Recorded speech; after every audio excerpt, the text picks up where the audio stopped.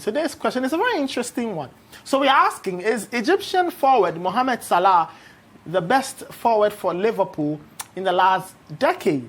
The Pharaoh of Egypt, the king, Mohammed Salah. Okay. By the way, he's a god. He's a god. In Egypt. Okay. And in Liverpool. He's a king. Listen, Mo Salah, in my opinion, is the best forward Liverpool have had in the last 10 years. And I'm making this argument based on what we've seen from him. In the last 10 years? In the last year. We've had Fernando Torres. Thank you. Fernando Torres. And then Luis Suarez. We've had Luis Suarez. Okay. There's also Andy Carroll in there. Don't forget. There's Daniel Sturridge. Danny Sturridge. Okay. You know, so, yes, those are the players, including Suarez and Torres in particular, will have a lot to say about this particular argument.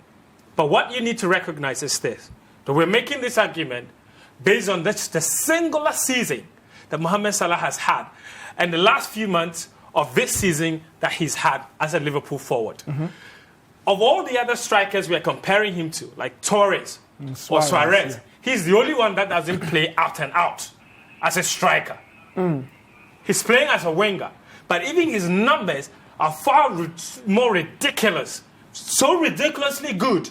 It's incredible to compare. How do you gauge the quality of a striker? You gauge the quality of a striker based on the strength he puts in on the fear he puts in defenders, and based on how opposing defenders feel about him. Look, opposing defenders couldn't handle Mo Salah last season. No, they couldn't. Well, are they intimidated going? Do you see an intimidation factor going against Mo Salah this season? No, I don't see it. He has started scoring. I don't see it. So are you saying that Suarez had that all through his time at Liverpool? Luis Suarez now in crutches he strikes more fear into the hearts of defenders than Mohammed Salah, and that's what comes with being a big aura striker. Look, I think that Mohammed Salah is as good as goal scorers come. Yes, but for the purposes and context of this argument, I say this first and foremost. I'm saying this again. When it comes to strikers, the most important thing is fear factor. Let me draw another analysis. Romelu Lukaku. Yeah. Look at his numbers now.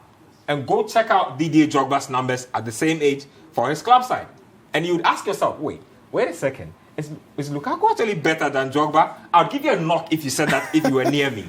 And you take the Mohammed Salah situation and put it beside Luis Suarez and ask yourself again. Ask Manchester United fans. If they go up against Liverpool, are they scared that Mohammed Salah is going to come up and rip the party apart? Hell no. It's Luis Suarez. Back in the day, if Luis Suarez was in the mix, go ask Patrice Evra. Go ask the guys who were back there. They knew that there was war on their hands. What about the numbers? The numbers do lie. The numbers do lie. But Salah has not done it long enough for us to be arguing numbers on his side. He's done it 1.5 years. He could fall off. And I'm saying... We can only talk about what's in front of us. And you know what I always say? I always say this, that you judge people based on their track record. I don't even think Salah's Liverpool's track record is long enough for us to be even tossing him in this day. So you're saying we shouldn't have debated the topic? I'm saying that... But the topic is here. And I'm saying, based on the numbers, what Mohammed Salah has done in 15 months. In 15 months, your favorite striker, your favorite striker, Luis Suarez, your favorite striker, Fernando Torres, it took them 3 years to get to the level of Mohammed Salah. Let me tell you where this argument loses value. Daniel Sturridge. Go look at Daniel Sturridge's numbers and look at games played per goal scored. If Daniel Sturridge was not getting as injured as he was, Daniel Sturridge would probably have been Liverpool's best striker now.